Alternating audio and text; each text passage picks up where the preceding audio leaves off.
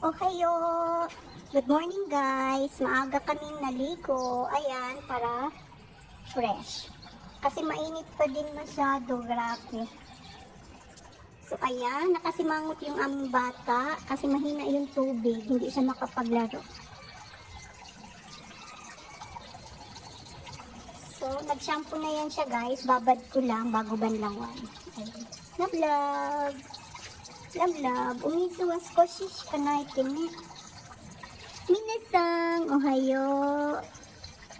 Sa misikaw, stero ba niya ang bata ni?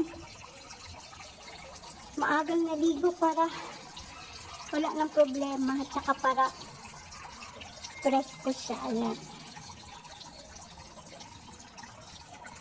Nag-ipon pa ako ng tubig pambanlaw niya. Timot siya gayo ni, sawa no ato ni.